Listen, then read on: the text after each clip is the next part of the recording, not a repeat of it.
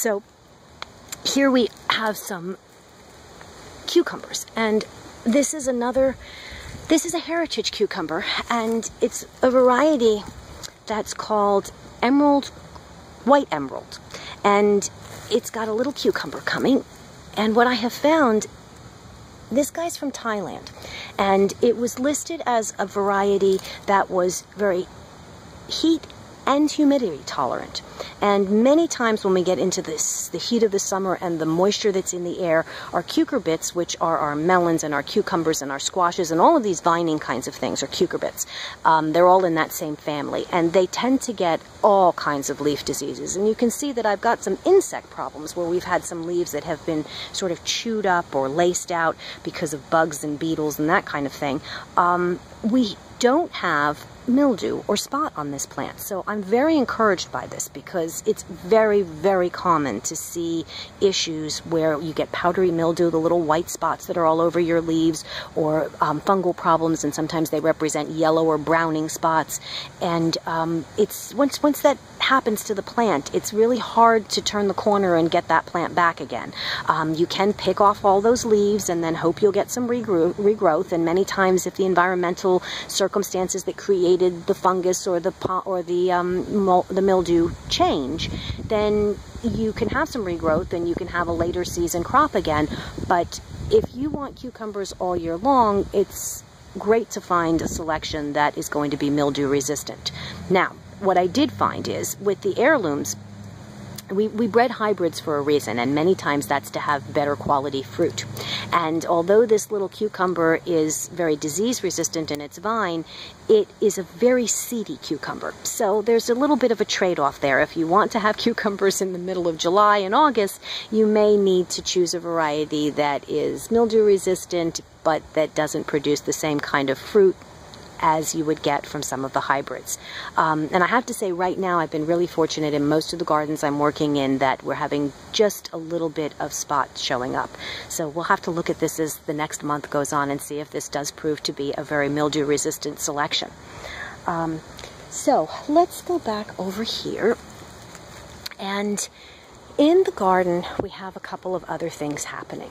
I spoke a good bit about the problems that we were having with our tomatoes, and I've left these horrible looking things in the ground just so that I could photograph it and show what some of the problems have been. I chose heirloom varieties this year, and there's a gentleman that has been he is the Craven County vegetable guru. His name is Mike Price. So Mr. Price founded the Cooperative Extension Crop Masters garden that they have out there, and he has been gardening in his own yard in Fairfield Harbor. I met him almost 30 years ago, and he was an avid gardener then. He's retired from the U.S. Department of Agriculture, and he and I ran into each other as I was purchasing a couple of tomato plants and talking about how challenged I was to grow tomato plants, and that this year I was going to try heirlooms. And he looked at me and said, "Are you out of your mind? Why would you think you can grow an heirloom tomato if you are having trouble with the ones that are listed as disease resistant?" And I wanted to grow heirloom tomatoes because I was very interested in seed saving. And I think moving forward, especially in some of the community gardens, it would be great if we could pass along seeds to people and encourage them to grow in their own backyards, and nobody would have to go and purchase plants, and that we could get some people who maybe weren't experienced in gardening started. And what has happened is I found that some of the heirlooms I am successful with, and most of them are giving me fits. And this year has been particularly challenging. We went from having a cool spring, which is not such a big problem for the tomato plant, to having a very, very wet spell. And when you have 3 and 4 inches of rain a week, it is the perfect climate for disease to develop. And so we had a lot of reticulum wilt happening in the varieties that were heirloom. When you purchase tomatoes, you can choose varieties that have letters and numbers and all kinds of interesting symbols after their name, and that tells you the different disease resistances that have been bred into the tomato. And it's important at the beginning of the year maybe to talk to the person at your local garden center about what their recommendations are. There's some varieties such as Celebrity that is supposed to be very disease resistant.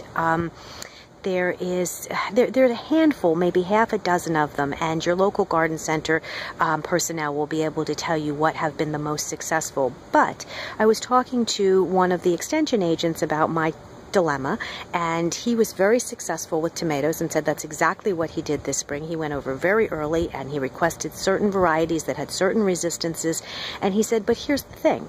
When you grow those varieties, just as when you grow an ever-blooming variety of a strawberry, you tend to find that when resistance is bred in, some of the flavor is bred out. And so when we breed for one quality, we tend to lose another. And you won't have as spectacular tasting a tomato. So I've worked real hard to try and find some varieties that are heirloom that have been successful. And I found that Kellogg's Breakfast, it's an orange beefsteak, was very, very successful for me. I had a lot of good luck with another one called Jubilee. We found in general the cherry tomatoes are much more successful than the full-size tomatoes, and you're not going to be able to slice them on a sandwich, but you can certainly use them in a salad, and you can pop them into a tomato sauce to give a little extra flavor.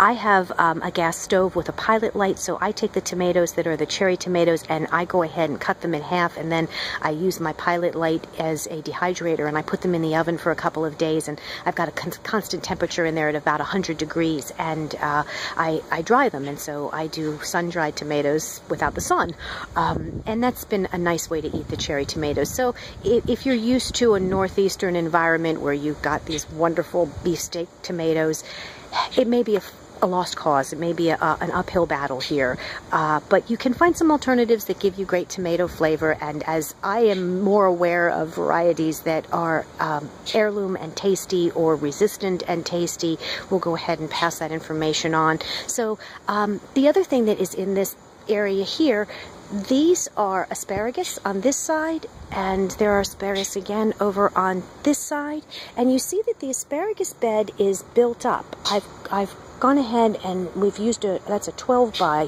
2, and we amended the soil a foot down and then a foot above.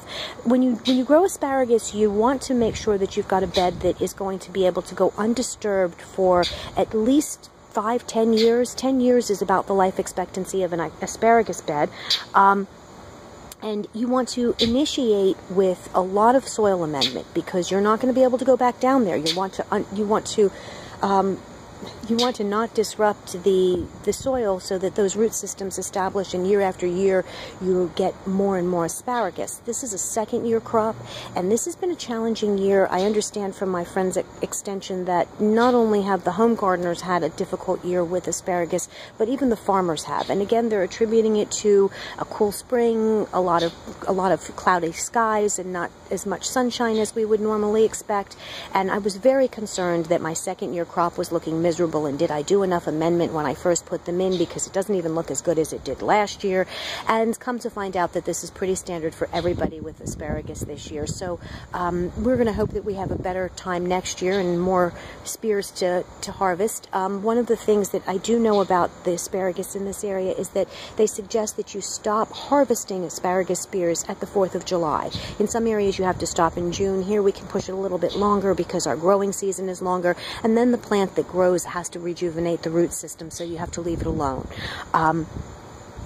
Here's something that is a little bit of a controversial plant. Everybody who has been a southerner for their lives is aware of pokeberry, and people tell stories about pokeberry fights with their friends and putting purple dye all over them and war paint, and the berries are a very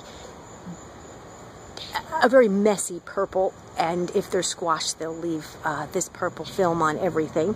And one of the things about pokeberry that I discovered when I first saw them growing in the yard was, I thought, well, you know, does this plant have any value? And I began to research it a little online, and pokeberry is one of those medicinal plants that we've sort of lost touch with. A lot of people understand that the leaf is extremely poisonous, and that if it's eaten, it has to be cooked a very specific way. You triple boil it. So if you're used to doing greens and you boil the greens down and you cook them for an hour and a half, and then you're ready to eat them, what you do with pokeberry greens is you boil them for that time, and then you drain the water, and then you boil them and repeat that again, and then you drain the water and you boil them and repeat that a third time before they say that it's safe to eat the green. I was interested in how the medicinal qualities of this plant worked, and my understanding through, again, this is a little bit of reading, there is an herb farm in the western part of the state, and there's a gal there that speaks to using it. She suggests that it is one of the strongest herbs that they use. You can use the root, and you can use the berry if the berry is dried, and the seed is also poisonous, and they say that if you eat the berry, the seed is so hard that it just passes right through you. You can't even break it with your teeth, so that there's very little concern about poisoning yourself with it unless you ingest too much. But it's an antiviral, and again, this is sort of layman's knowledge. This is not anything that has to do with being a medical professional or even an herbalist, but my readings indicated that pokeberry had been used in its root form. You make a tincture out of it, where it's a perennial. So at the end of the year, when it's died back, you dig up the root, you take a piece of it, put the rest of it back in, and the piece of root that you take, you put in a grain alcohol, and you let it sit for multiple months, like 3 months, and then you have a tincture. And the suggestion is 3 to 5 drops of pokeberry tincture is what you can take, and there's some people that take it every day. I personally eat the dried berry, and again, 3 to 5 of them every day or two. And they say that if you have an infection that won't let go, if you've got one of your typical winter colds that just doesn't seem to want to go away, that the pokeberry in the tincture or in the berry form, the dried berry form, is something that can aid in the progression of healing yourself from that. So I've given it a shot during last year, and I've allowed another pokeberry to grow this year, and this is just this is just anecdotal information, but I have not had a flu bug or a viral infection since I have been doing this.